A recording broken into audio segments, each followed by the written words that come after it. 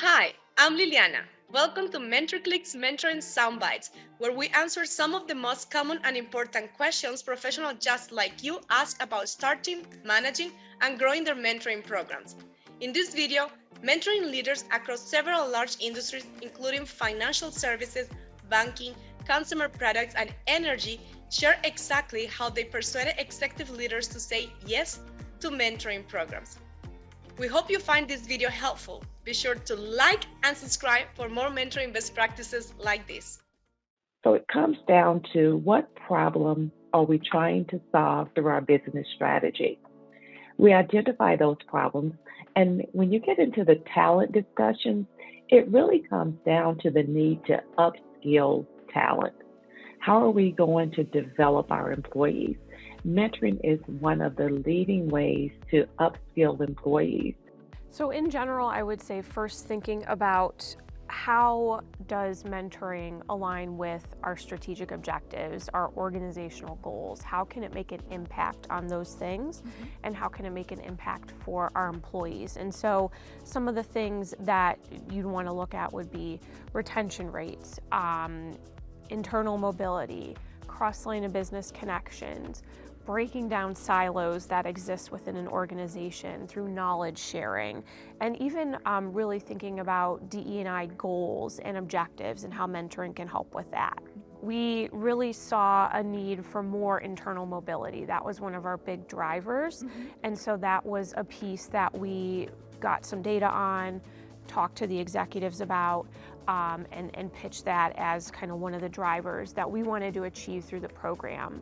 In addition, we also had knowledge and data that we needed more of that knowledge sharing, that cross-line of business focus. And so that was another big kind of objective that we sought to achieve through the program. And lastly, really DE&I is at the core of everything we do. And so we also saw the mentoring program as a way to help with DE&I and create more diverse relationships for better working, better collaboration, and just more sharing of different perspectives. We know that mentoring is a key element in our ability to retain talent as a company, right? And some of our results highlight how the value of mentoring actually persists across the roles that we have participating. You see in your screen that we saw a 41% increase in employee retention, but not only that, contrary to what one might initially assume, our mentors benefit and have a lower turnover rate than the mentees overall, which is very interesting. It's something maybe you will not expect. Now, we have a lot of theories about this, but most likely it's the impact of the overall design of our global mentoring program, which is, again, is open to all our employees with the opportunity to become a mentor at any level. We provide the tools to become mentors, to train them, even if they've never been a mentor before. Anybody could be a mentor at any level if they have the right tools. And maybe a shameless plug with Mentor Lab, we've been looking at that as well. And we've also created some internal tools for our mentors to be prepared to mentee. The funny thing as well is that the percentage of employees who are both mentors and mentees is higher than what you typically see. We have over 45% of our population doing both roles. So that goes on to say that it doesn't matter where you're at, it doesn't matter your level, you can be both a mentor and a mentee. And again, we recognize that a mentoring program can be a development opportunity, not for just mentees, but for our mentors as well. It's a great leadership development opportunity. Again, if you've never mentored someone, or maybe you don't have any direct reports on your day-to-day job, this is a great opportunity to lead someone and to learn from them as well. Let's not forget that in every relationship, it's not only the mentee walking away with something, it's also the mentors walking away with something.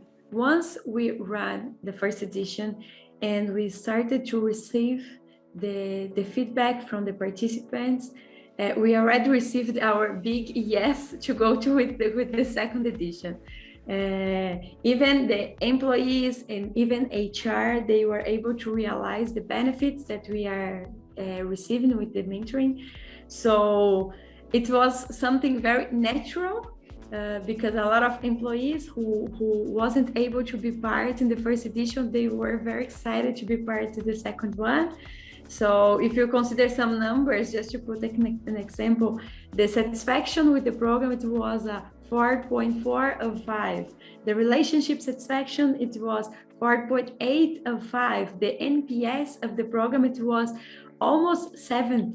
So I think it's very nice, and this is the sign that we needed to go on with the second edition. It's all about the numbers. So coming to them with some very specific data, where we're at now, where we envision we can be with mentoring, how we can move the needle on that data point, whether it's the internal mobility, the engagement scores, diverse matches and pairings, diverse relationships. Those were things that we really shared with them, and we made sure the numbers, current state and future state, were very clear, and making sure that we tied it into our DE&I objectives and how this would impact and help the organization. Really how it was going to impact the bottom line, right? They want to know about how this is going to impact money and efficiency and productivity, right? And mentoring can help with all of that. And so that was really part of the information that we shared with them. Like everyone here who's listening in knows how important it is to have key executives and senior leaders behind you. And having that buy-in from the get-go was so key and critical to our process and the success of this. We were fortunate to have an executive sponsor from the beginning, and she was able to, influence other senior leaders as well. It took a little bit of education, right? A little training there to help other people realize what mentoring is and what mentoring isn't. And so having that definition is important, being able to articulate what the objectives are, what the expectations are of everyone as well. Definitely the buy-in, if you don't have it already, definitely building a business case for that. And one way, I was going to use this example later on, but I might refer to it again, but one way to incorporate it is through your company values. If you haven't, if you don't have it written out in your company values about employee development or career development, find a way to intertwine that and add the value of what that can bring to the organization. And that's one way to really get executive committee to buy in and approve budgets, et cetera, if you're not asking them to allot it in their budget, but for you to absorb it yourself. Well, we were very lucky in that regard because our program is specifically for our women-inspired network at Avaya. So we had an executive sponsor for that program in place already. That also happens to be our CHRO. So we were able to create that excitement and buy-in at all levels of the organization through consistent and positive messaging and transparency around what our goals were to provide opportunities for employees to connect, to inspire, to motivate, and to learn, while allowing employees to create personalized learning experiences through those mentoring relationships. Now, although we're in the early stages at present, we will be looking to leverage the support of influential stakeholders to help us continue our initial momentum.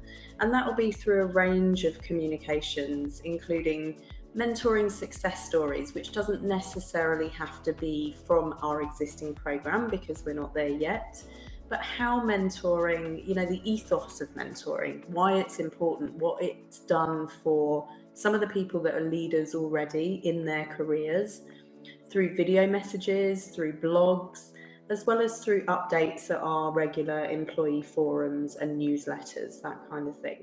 So I always like to keep it short and concise, get to the point right away. So we created slides that were key customized to share with the executives, had a meeting with them, and really made sure to bold, highlight the numbers, make sure that that was the big feature, that future state of where we wanted to be with mentoring, and really pointed out again where we were starting, where we were going to be, and the numbers was really what we made sure to share with them and highlight, and certainly left time for questions as well to make sure if there was anything that we hadn't answered thoroughly for them. We threw in a few kind of charts as well just to make it more visual. because that seemed to really speak to them.